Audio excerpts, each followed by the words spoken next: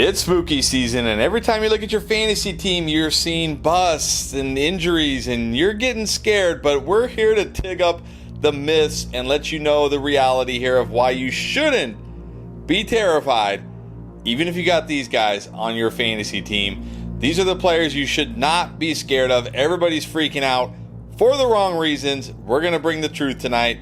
John is going to dig up the facts from the fantasy football graveyard and tell you why you shouldn't be scared about these players. And John, let's start with maybe the most obvious name here, maybe the biggest name here, rookie running back Ashton Jeanty, who hasn't quite lived up to expectations yet.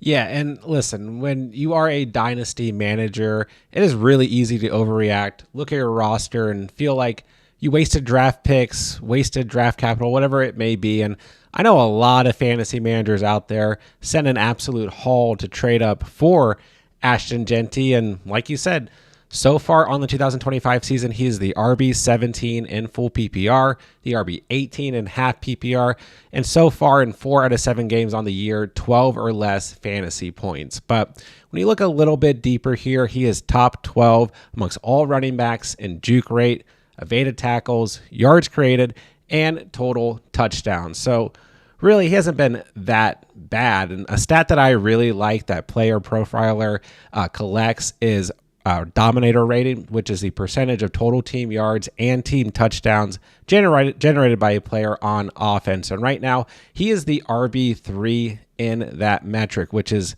outstanding. What we do know about this Raiders offense at the end of the day is that the quarterback play has been absolutely awful, and the offensive line play has also been absolutely awful. And the game scripts here have just not benefited the run game. But let's not forget the prospect that Ashton Jeanty was. Let's not forget why you may have traded up and traded a lot of draft capital to go out and acquire Ashton Jeanty, or maybe why you tanked for Ashton Jeanty this past offseason, right? This is still a player who is a great prospect and is going to be a very good running back in the NFL. So if you own Ashton Jeanty, it is way too early to panic on him. Don't be scared here. Don't be spooked. He's still a very, very valuable player in Dynasty fantasy football. Yeah, definitely don't do anything crazy. Remember, he's still just a rookie. You got to give him time. Now, a wide receiver that many people thought, hey, Xavier Worthy, this is great, right? Going into year 2, the Chiefs offense, Rashee Rice suspended. But then, like Jason Voorhees, Rashee Rice came back from the dead and murdered Xavier Worthy's fantasy value. So why shouldn't Dynasty players be panicked if they have Xavier Worthy? Yeah, obviously Rashee Rice has been dominating since his return from suspension, and kind of the makeup of this offense doesn't always feel great for fantasy. I mean, they're putting up a lot of points and everything, but the Chiefs spread the football around to a lot of different players, specifically a lot of different pass catchers. But we break it down a little bit further here. Xavier Worthy has still had 10 or more fantasy points in 4 out of 5 games that he's played this year, excluding week 1 where he got injured, right? And I still really believe over the course of his career, he's going to be a very solid flex option. He is on one of the pass heaviest offenses in the NFL. Right now, the Chiefs are the 4th highest team in total passing yards in the NFL. And like I said, I mean, they spread the football around here, but some of these wide receivers on this team, like Hollywood Brown and Juju Smith-Schuster, maybe even Tyquan Thornton, these are not pieces of the offense that are going to be there over the next couple years. Rashee Rice will be there. Xavier Worthy will be there. And I think ultimately he's still going to be a great flex option.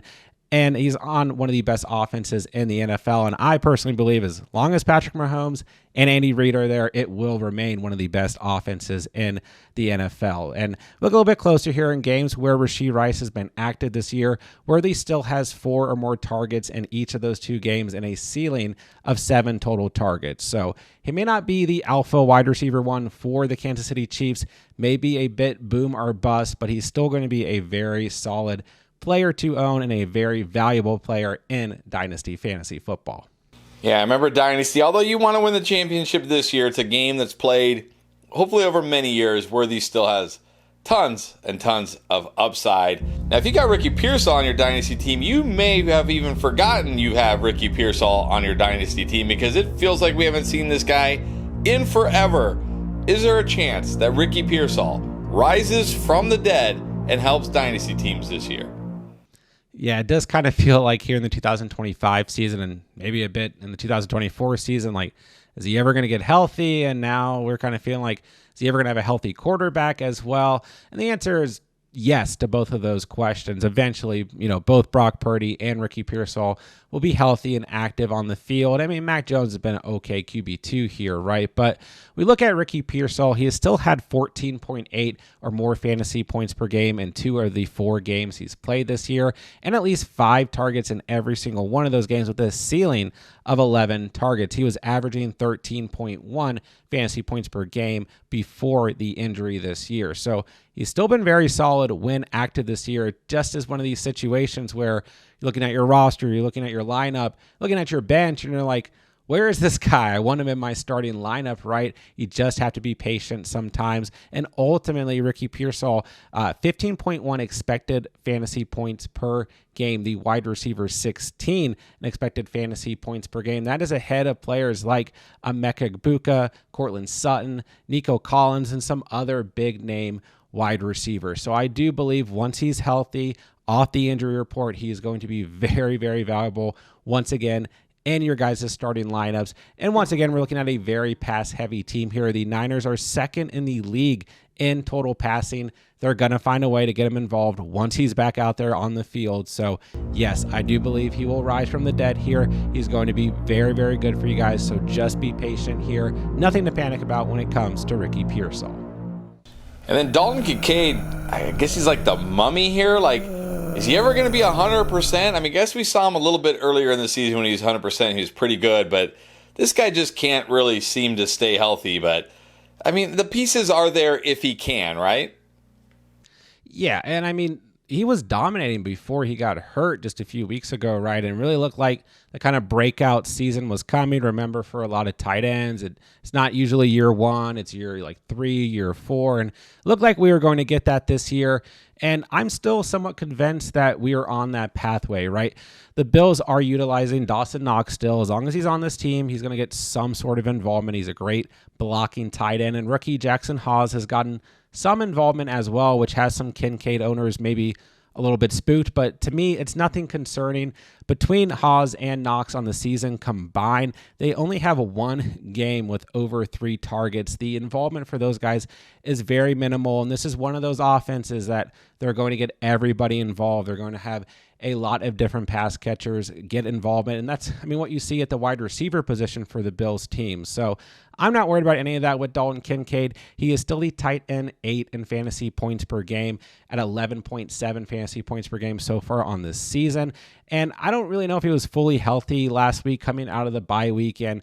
You look at that game script against the Panthers. The Bills just got to a point where they did not need to throw the football, and James Cook was absolutely cooking. The run game looked great. And I just don't really think it was a game where they needed to get a lot of involvement out of Dalton Kincaid or risk any further injuries. So I think moving forward, he has some really good matchups. He has some competitive game scripts coming up, the Bills do, and I think we're going to see him get a lot of involvement and really build upon what he was doing early in the 2025 season. So if you own Dalton Kincaid, don't be worried here. Once again, still a very, very valuable player at the tight end position for you guys to own. All right, and then finally, Breece Hall. This guy feels like a horror movie sequel to me, right? Like, you always have expectations it's going to live up to the original, but it never does. Is Breece Hall ever going to live up to his expectations? Well, I mean, truthfully, the answer might be no, but I still think he's extremely valuable when it comes to fantasy football. Like, there's just kind of this overwhelming narrative on Breece Hall, like, every year and every offseason, like, injury issues. Is he going to get traded? Who's his quarterback? Are the Jets the worst team in the league? The management, the coaching, it's awful. Braylon Allen's going to take over. Now Isaiah Davis might take over. I don't think any of it really matters, in my opinion. Obviously, he's coming off of his best game on the season up against the Cincinnati Bengals this past week. But we look a little bit closer, right? He's the RB12 in full PPR. I think he's always just going to be like a solid RB2 potential flex option. Remember, in Dynasty, we're playing with really deep formats here. You need those players who you guys can flex on a week-to-week basis. You need players to fill in when you're dealing with injuries. Breece Hall gives you that on a week-to-week basis, right? Not every single running back is going to work out to be a Bijan Robinson or a Jahmyr Gibbs, and there's still plenty of value in rostering a player like Breece Hall. So far on the season, he is top 12 in carries, targets, rushing yards, receiving yards, receptions, routes ran, breakaway runs, yards per touch, and expected fantasy points per game. Now, this past week does kind of, amplify some of those metrics a little bit, but still, he's been very solid on the year. And year in, year out, really, no matter what's said about him, he is still a solid fantasy running back. He might be frustrating at times, but ultimately, let's just ignore the noise when it comes to Breece Hall. He's still a very valuable Dynasty fantasy football asset. All right, there you go. 5 players you should not be spooked about if you have them on your Dynasty team. But look, if you got any treat out of this video, do us a favor, hit that subscribe button. We're trying to get to 1,000 subscribers by the end of the season. And of course, if you're enjoying this on Halloween, have a happy Halloween. Stay safe.